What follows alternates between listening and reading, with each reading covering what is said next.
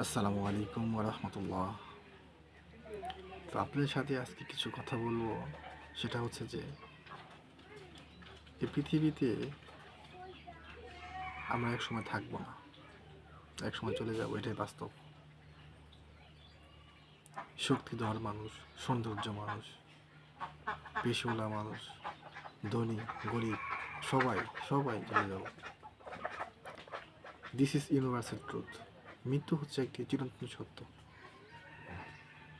মৃত্যুর স্বাদ আমার আপনার সবাইকে গ্রহণ করতে হবে, এটাই বাস্তব। তো আসলে আমার এখন কথা হচ্ছে যে তো আমাদের কেন এত পেরেশানি, কেন এত হতাশা, এত ধন এত সম্পত্তি কি হবে বলেন? এই যে আমরা দেখতে পারি যে মিশরে পিরামিডের নিচে মমি করা লাশের সাথে স্বর্ণ মুদ্রা, এত এত সম্পদ, মানে কি, মানে মরে যাওয়ার পরে এগুলা কিসে কোন কাজে আসে?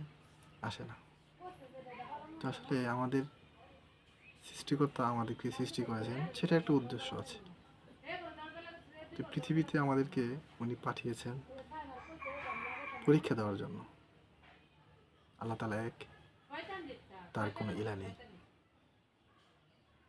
হযরত মুহাম্মদ সাল্লাল্লাহু আলাইহি সাল্লাম রাসূল এবং শেষ উম্মত, এটাই বাস্তব। তো আসলে আমরা চাই যে সবাই মৃত্যুর আগ পর্যন্ত ইসলামটাকে আঁকড়ে ধরার জন্য। আপনি বেশি দিন বাঁচবেন না, এটা ফাইনাল। আমিও বাঁচব না, এটা ফাইনাল।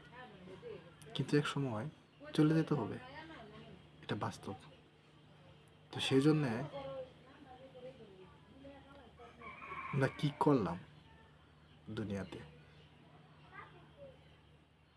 মানে কতগুলা পাপ করেছি আর কতগুলা গুনাহ করেছি, ওজনের পাল্লা কোন দিকে ভারী, সে বিষয়ে একটু চিন্তা ভাবনা করেন। আসলে কি আমি গুনার দিকে ভারীটা বেশি হয়েছে, নাকি নেকির দিকে ভারীটা বেশি হয়েছে?